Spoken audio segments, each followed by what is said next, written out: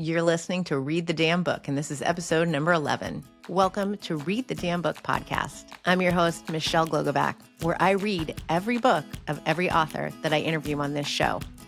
This is a spinoff of the Webby-nominated My Simplified Life podcast, where we go behind the scenes. I don't just want to hear about the book. I want to hear about the author, the human being behind the words that we all fall in love with. Here, you're going to hear directly from the authors what their journey through life has been like, their journey through writing their book, and some behind the scenes on every book. So let's get started and read the damn book. Hey friends, welcome back to another episode. I'm your host, Michelle Glogovac, and today we're going to Wall Street. I have with me Ken Miller, who is the author of High Finance, which is a really fun read that takes you on a journey through Wall Street, through the views of different characters and how they are all interconnected. Ken and I are not just talking about his book, but we are talking about civil rights and racism and so much more in today's political climate, along with how he's good friends with Alan Alda. Hi, Ken. Hi, Michelle. How are you? I'm so excited to talk to you and to discuss your book and you. Thank you. Can you take a moment to introduce yourself to everyone, please? Yes, my name's Ken Miller. I'm the author of a debut novel called High Finance. I enjoyed it because it brought me into a world of I'm not high finance, so it was a new world for me to really dive into, and the Lehman Brothers. But what I think I loved the most was how you brought in the lives of so many different characters and how they all intertwined with one another and were affected by this one investment. You know, it was all connected. And as the reader, you're sitting there wondering, well, who is this? And then you get the aha moments. I really enjoyed that. Well, thank you. Yeah, you know, everybody is affected by the world of finance. And so it was fun to bring forth a complex character who was, I'd say, rather unlikable, and introduce him to the world as kind of the representative of high finance. As you probably know, I myself was in that world for many years, and I've written another novel, which I hope to bring forth next year, and I'm working on a third, but this one, because I knew it so deeply and intimately, I thought would be the solidest first step. What made you want to write a book? Because you've obviously been in finance for many, many years, and this is a big pivot to then go, I'm going to be an author of fiction. Yeah. Well, I've been writing fiction since my youth. But I never published any fiction. I've published a lot of nonfiction in various respectable publications. But I'm a person who is more of a producer than a consumer, and yet I love consuming novels. It's been such a gift to me to be able to lead all these different lives, even while trapped within my own. And so yeah, it was a form of giving back. And also, I admired these writers so much. I wanted to, even at the smallest edge level, become one of them. How much of the book is true? How deep did you go to, because obviously it's fiction, which is always fun, but I find that every author has some truth, some personal experience that is in there and embedded. Sure. Well, yes. I mean, it's dangerous to be friends with a novelist because they steal aspects, facets of your personality. I possibly stole aspects of my own, but I didn't trade on inside information, cheat on my wife, binge on Stolichnaya, although I did smoke a lot of cannabis, as this guy illegally did. I did not have a Jones for Lehman stock. This character couldn't get enough Lehman shares. It was, in finance, you're supposed to diversify your holdings. And it's pretty stupid to put all your eggs in one basket. But even the smartest of us have blind spots. And Jed Chinkoska, the protagonist of this novel, had that blind spot, and he couldn't get enough of it. And you know from the beginning he's going to be ruined because everybody knows that Lehman was at the heart of the 2008 financial crash. So part of the fun is seeing how this not too admirable character deals with his inevitable fall. I enjoyed it. I thought it was fun to read, and at the same time disheartening that this human being was acting this way. And you could just see it. You could see the car crash coming so many different times, and you wanted to just shake him. Don't do that. Share with me, you recently were in People, and my husband likes to say I'm a culture vulture because I love to get my news from TMZ and People. Okay. And recently you were in People with Alan Alda. How did that come about? Because I believe you're good friends. Am I correct? We are good friends. And strangely enough, the part of the discussion I had with him in People had to do with these occasional feelings that overwhelm me of being insignificant. You know, I'm a kind of a science buff, and so is he. And we often talk about all the sciences, but cosmology is one of them. And recently at a science club I helped start, we had a guy who won a Nobel for discovering the first exoplanet. And I asked one of the AI programs how far away that exoplanet was, and it said 50 light years. And then I asked, what's the farthest one away? And it was like 25,000 light years till we get to the furthest exoplanet we've discovered.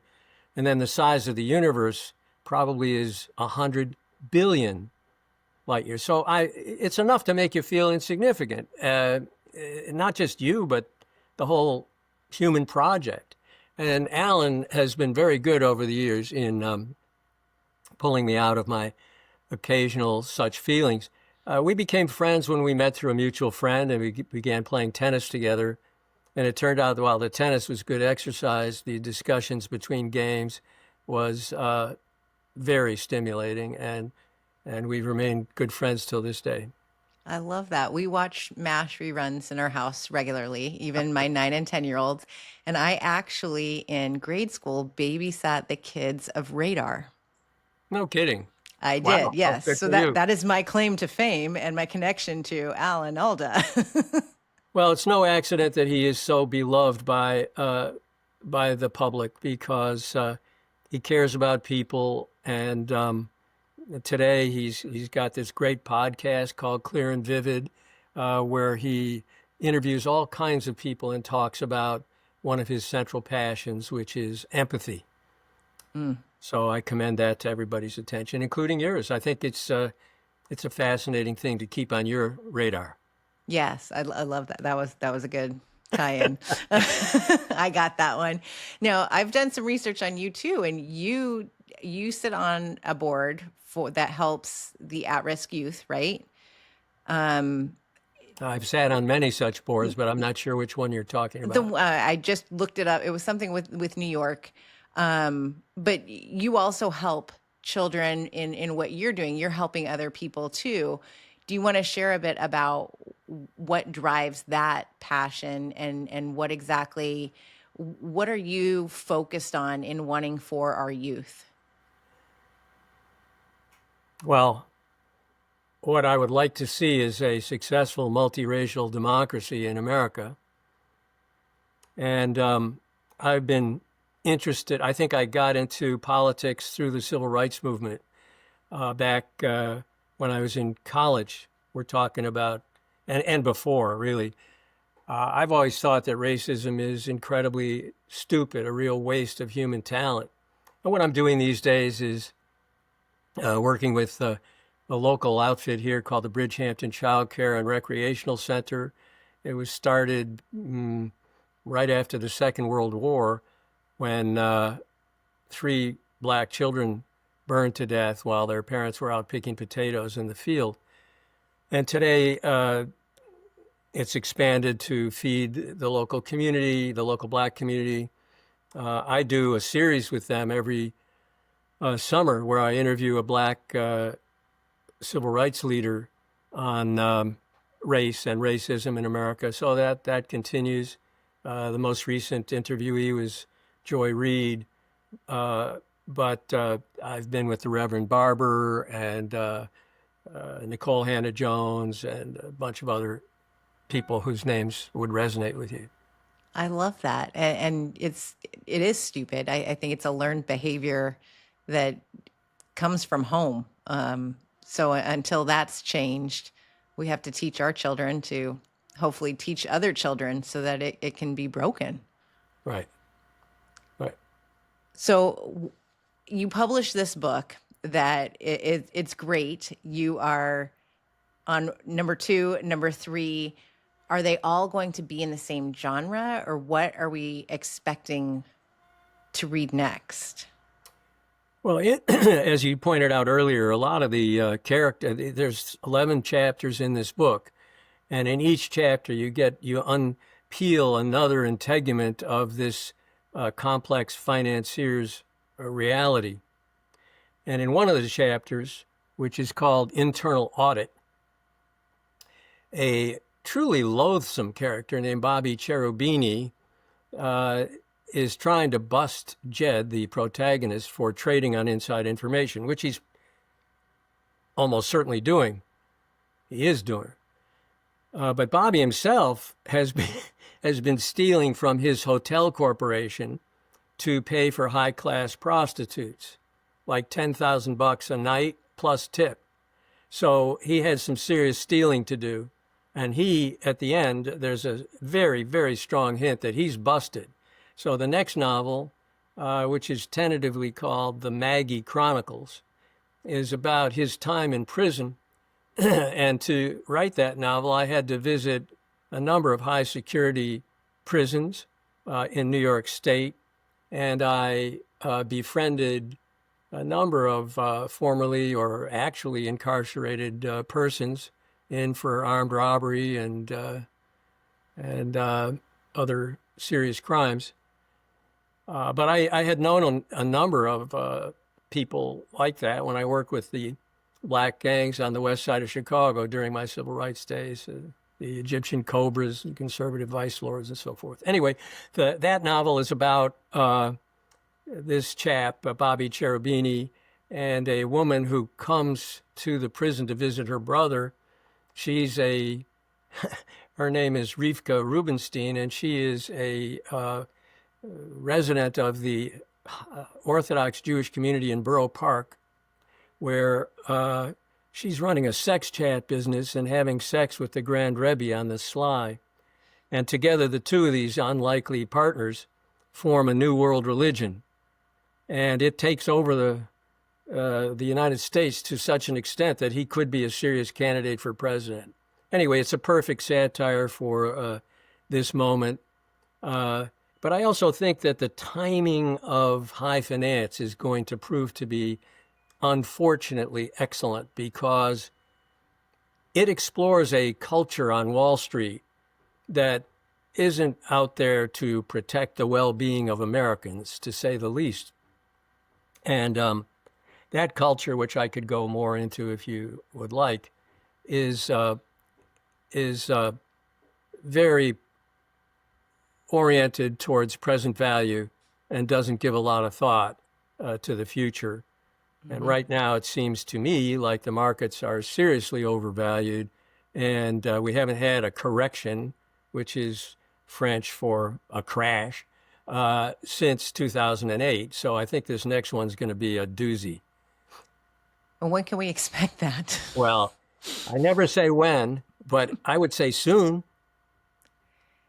And let's talk about the culture. You brought it up, so let's dive deeper into it, because I do agree. I don't think that anything that we're seeing right now, none of it is what my 10-year-old would say is for the people. Right, I'm with him or her. It's a him. He is very adamant of, well, is this person for the people? What we're seeing is not for the people, and the people in your book, many not for the people. There were a lot of the selfish aspects, what can I do for me because Right. I want to get rich?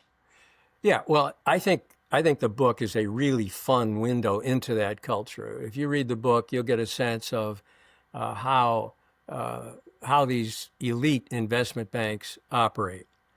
But one of the things I found over the years when I was vice chairman of both Merrill Lynch, now Bank of America, and Credit Suisse, was that there's always a risk management officer, but that person always loses to the producers. I was a producer. I was the head of the M&A department, and we produced many dollars, hundreds of millions of dollars, billions of dollars of fees. And so the management always wants to avoid risk, but when push comes to shove, the bottom line tomorrow is more important than a disaster a week hence. So the other thing that's going on is a tool that everybody who goes to business school learns called discounted cash flow analysis. I didn't go to business school. I went to law school. But in discounted cash flow analysis, you take the future and you apply a discount to it. If it's real risky, maybe you say, oh, I'll take each of those cash flows and take 30% off of them and bring them down to the present or more, maybe 50%. But generally, it's the present value that matters. And that tool, which gives everybody a false sense of confidence, will likely produce its share of disasters. So anyway, those are a couple things. But in general, this is the key thing about Wall Street. In the broader economy, people earn money based on an hourly rate or maybe even a salary. But in most cases, they are paid, if they're paid a bonus at all, it's a percent of their base. But on Wall Street, it's a multiple of your base. The base might be a couple $100,000 a year. And the bonus could be $1 million, $2 million, $5 million, today 10, 15 million. And as a result of that, there's huge pressure to do deals, to close any deal you can get through the system, and then to make sure you get more than your fair share of credit for it. So you see, none of that, this is not a didactic book. I'm not trying to teach people how to avoid the next crash. But what I am showing is, in I hope, a very fun way, how these people relate to each other. One of the fun chapters is looking at the protagonist from the eyes of his very straight-laced British secretary. And she comes in at first infatuated by the environment and the fact that she's no longer a temp. And then slowly the scales fall from her eyes and she begins to see Jed for some of his flaws. It was definitely fascinating to read what kind of deals they were being very unique, and we want this to happen, so I can't even explain it in regular terms of, well, if we make this company do this and we have this piece of paper and we form this and then there's this liability, then we can just do this and borrow this money and it's tax free, and poof, we've done it in this creative kind of a way where these men are up all night long trying to figure out how to make a deal happen and then charge for it. Like you said, get this credit for it. The pressure has to be insane. But to me, it was thinking about, how do you even come up with these solutions? It was crazy. What I was trying to solve was how to merge two companies together in a way that was satisfactory to their managements.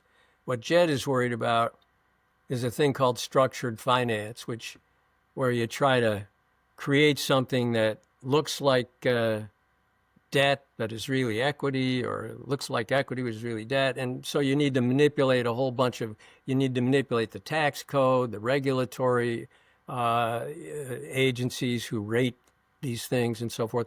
But don't let's scare the reader off. I mean, you don't have to know anything about finance to read this book. And I don't go into details. I give you a sense of the kind of stuff that's going on, but it's mainly technical stuff that creates an outcome. Yes, but you can see that I read the book because I Yeah, I remember that can. part You read specifically. the damn book. There was one character, though, that really stuck out as well, and it was the shoe shine man and his son, who then plays a major role and part in Jed's success ultimately. Um, where did this character come from? And I think you've alluded to it in the civil rights that you have done. What was the spark for that character? I would say the spark for that was my own one interview I had on Wall Street when I was trying to get a job there. And I walked into this guy's office. He was a very big wheel at a very big firm. And I started talking to him. He kept me waiting the usual amount of time. And as I began to speak, a black man carrying a little device that he had shoe polish in and so forth came in and began shining this guy's shoes. And I was so, it was so cringe inducing. But in this book, that character wanders the halls of Lehman Brothers with great freedom, hears everything. He's almost as invisible to everybody as he was to this guy whose shoes were being shined while I was sitting there cringing. And as a result, he had lots of information. And when he works for Jed's mentor, that guy just wants information on the private lives of the partners who are always trying to screw each other, and gets it from him. But for Jed was interested in inside information that he could trade on and make money on so that he could buy more Lehman shares. So the spark for that was an actual shoe shine that I saw someone get in my presence. I love that. This is the real life stuff that I love to hear coming into the book, because that was one that really stuck out to me as well. And again, he was working for his family, and then he finds that the more he does with this information, the more money he ends up taking home, the more his dreams can be realized. And yet, what is the cost of those dreams? And I feel like that was really the theme for so many of these characters overall, is what is the cost of these financial dreams? Right. Well, in his case, he's one of the few people who actually wins out over the protagonist. He walks away with enough money from Jed, who he sticks up in a key scene, to open Harlem's first haute soul restaurant. And it's fun to watch his evolution and how he gets the best of Jed, I think. They were all fun, including Jed's mom. That was a surprise one too. Learning that story, his backstory. This is what I mean by I loved how everybody kind of comes together in the book, that you see why these characters all play a part, how they play a part. And I think that a lot of Jed himself, he grew up with this dad who was trying to do something, make a deal, build a business, and Yeah. behind the scenes, his mom was crushing it. Yeah. Well, his father, the Jed is a Jewish man, as am I, and his father is what we call a schlemiel, kind of a bungler who, tries a bunch of stuff, but it never works out. So he had crazy business ideas, like he was going to, a burial at sea. One of the craziest ones was renting dogs out for the summer and then taking them back in the winter. But meanwhile, while he's starting these businesses and generally failing, the mother enters into a partnership with a Chinese restaurant owner, and together they're crushing it in the Chinese restaurant business. Yeah. It was fascinating. It brings that comic relief to a certain point where you're like, who saw that coming? No. Yeah. I loved it. I loved all of it. Thank you. Well, yeah, that was a fun one. I think one of his deals works out. It's a oxygen business where you pay to get some oxygen. And then later, way later in the book, in the penultimate chapter, you hear from the wife, the long-suffering Amanda, who's put up with his infidelities and taken her own, I won't give away her story, but she has ways of coping. And then finally, they're living together. They've been thrown headlong from their 7-bedroom duplex on Park Avenue, and they're living in a cheap rental in Patchogue. And you see Jed coping with it and struggling because of this and that, he needs to get his hands on some more money. And so in the final chapter, I think you get your final adumbration of who Jed is. And you get the current climate, little involvement there too, which I enjoyed. Mm-hmm. You bring it all together, Ken. I love it. It was a fun project. It took maybe 5 years, or I don't know. I didn't keep track, but I tried to sell that one and hit some barriers, put it in a drawer, and moved on to the Maggie Chronicles. That's how I happen to have 2 finished novels. I love that. And then you hit something right. So it all worked out, right? Well, it's working out. I don't know. Nothing ever works out because there's always our mortality and insignificance, which I talked about earlier. You can't get taken up too much in whatever you think you're doing is important. It's important to believe that what you're doing is important, but you have to put it in a broader perspective. Oh, I love that. Well, I believe what you're doing is important. I think that bringing books into the world that make you think, that educate you, that also let you escape for a bit, but also hammer in some reality are very important things that you are doing. So in my eyes, there's nothing insignificant about you or what you've written. Well, thank you. Thank you. I mean, one of the things I'm doing now that I'm quite proud of is being on the board of PEN America, which is much needed in this time where free speech is under attack. PEN America is defending the right of free expression of writers all around the world. And it's a great organization whose time is now. I couldn't agree more. I've done a lot of episodes and whatnot about freedom of speech and how we need to be cautious. I actually explained to my 10-year-old the other day why Disney was canceled in this house and that someday he will appreciate that mom and dad stood up for his freedom of speech. Well, maybe you can put it back on. Maybe. We'll see. We'll let it play out a little bit longer. Okay. Ken, where can everybody find you and purchase High Finance? Well, you can purchase High Finance if you're lucky from your local bookstore. If they don't have it, they'll get it. But Amazon, there's an audio book you can get from Amazon or Audible. I have a web page, which I was told I had to have. I never had one before. I think you can probably click through there to get to one of those places I just mentioned. Perfect. We'll mention it all in the show notes. Thank you so much for joining me and for writing High Finance. Well, thank you so much for having me, Michelle, and for reading the damn book.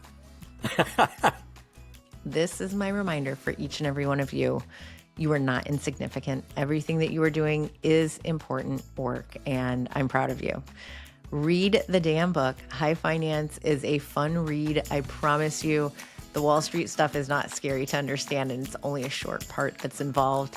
It is a very entertaining book, and I loved getting to know Ken, and I hope that you will go seek him out as well.